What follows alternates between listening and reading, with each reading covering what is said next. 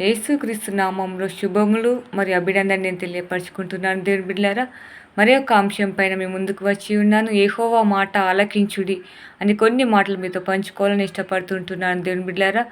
అలా చూసినట్టయితే పాత నిబంధన బైబిల్ పాఠంలో ఆదికాండం 12వ అధ్యాయంలో చూసినట్టయితే ఆ పరిశుద్ధుడైన దేవుడు అబ్రహాం గారితోనూ మాట్లాడుతున్నట్టు మనం చూస్తూ ఉంటున్నాం దేవుని బిడ్డలారా. నీ దేశాన్ని వదిలి నువ్వు వేరే దేశానికి వెళ్ళు, నేను చూపించే దేశానికి వెళ్ళు, అక్కడ నిన్ను ఆశీర్వదిస్తాను, నిన్ను దీవించేవారిని నేను దీవిస్తాను, నేను శపించేవారిని నేను శపిస్తానని ఆ ప్రభువైన యేసుక్రీస్తు అబ్రహాం గారితో మాట్లాడినట్టు మనం చూస్తూ ఉంటున్నాం దేవుని బిడ్డలారా.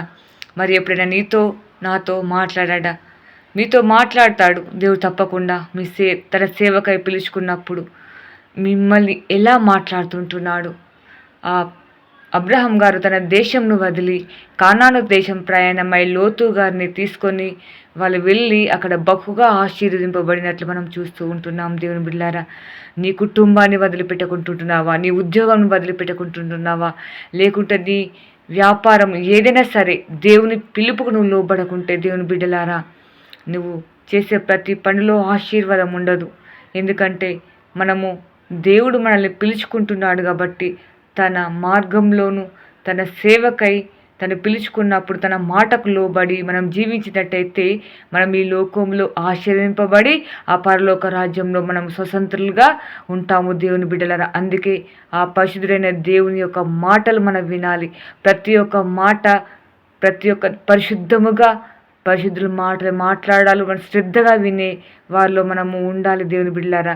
ఆ పరిశుద్ధ మాటలు ఎక్కడ దొరుకుతాయంటే ఆ క్రైస్తవ మందిరంలోను, ఇక్కడ చూసినట్టయితే సెల్ ఫోన్లోను, టీవీలలోను దేవుని వాక్యం ప్రచురం అవుతుంది దేవుని బిడ్డలారా.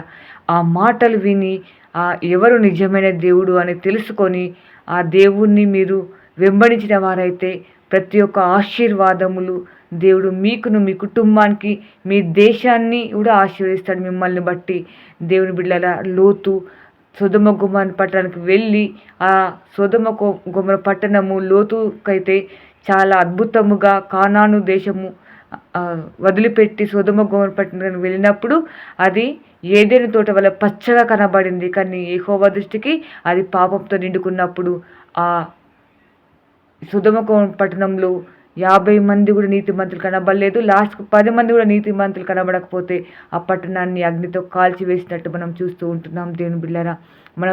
మనము నివసించే ఊరిలో మనం ప్రయాణమై ఏ ఊరికైనా ప్రయాణమైతే ఆ ఊరిలోనైనా మనం దేవుని యందు భయము భక్తి గలవారమై ఉంటే ఆ మనల్ని బట్టి ఆ దేవుడు ఆశీర్వదిస్తాడు దేవుని బిడ్డలారా. ఈ చిన్న వాక్యం దేవుడు దీవించును గాక. ఆమేన్.